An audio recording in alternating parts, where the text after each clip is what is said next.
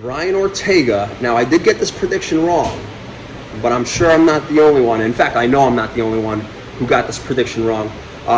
Nobody expected Brian Ortega, after 2 years off, almost 2 years off, to come out basically striking. He basically struck with Korean Zombie the whole fight for the most part. Outstruck him, got him hurt. At one point, he did a spinning back elbow, and it dropped him, and basically Korean Zombie got saved by the clock, because I think if he had maybe just like 10 more seconds, that would have been a TKO win for Brian Ortega. So what that tells me is, in those 2 years, because his last fight was basically 2 years ago against Max Holloway, and he got outclassed. I mean, it was a doctor's stoppage. He couldn't see out of his eye. I mean, that's how bad it was. He got outclassed on the feet by Max Holloway, and he wasn't able to take Max Holloway down. So he hasn't fought since then.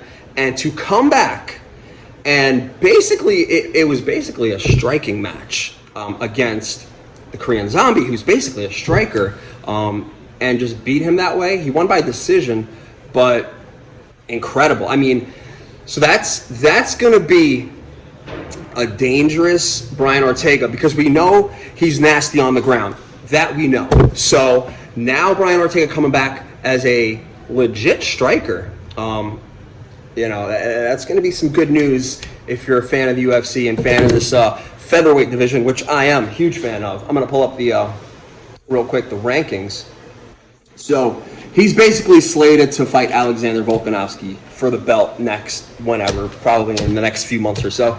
But if you just look at the top five of the featherweight division, obviously Brian Ortega, Max Holloway is ranked number one. That would be great. I'd love to see them run it back, but I don't see that happening right away, because he's basically promised a title shot. So he's going to get that title shot.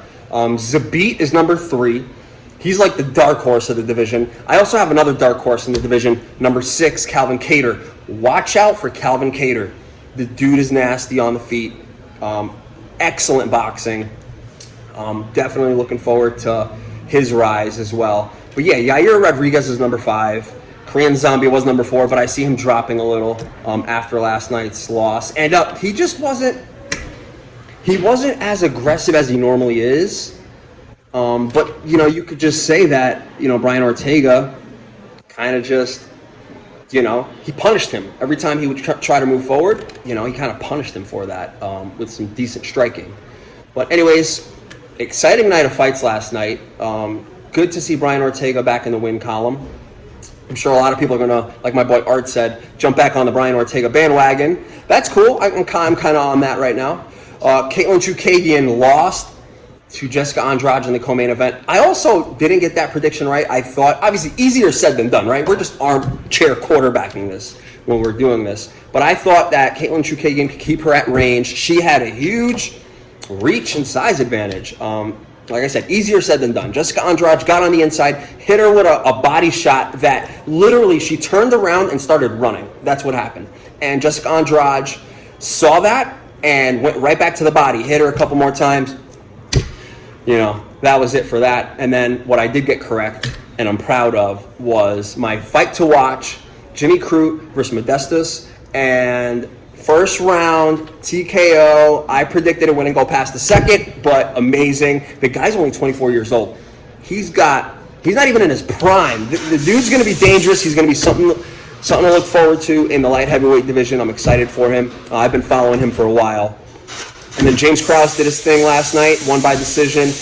Jonathan Martinez beat Almeida. That's your recaps. As far as matchmaking, real quick, I'll run through this real quick. Brian Ortega, like I said, I see him, actually, basically promised the title fight. So Alexander Volkanovski versus Brian Ortega. Looking forward to that fight in the next coming months. Jessica Andrade, she was your winner last night in the co-main event. She's not getting the title fight against Valentina because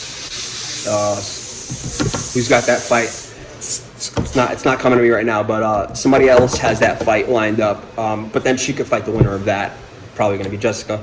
Probably going to be Valentina. I don't see anybody beating Valentina in the women's flyweight division. And then Jimmy Crute I mean, who knows who they'll give him next? But yeah, he's 24 years old, up and comer, killing it. I mean, he's just 12-1 right now, excellent record.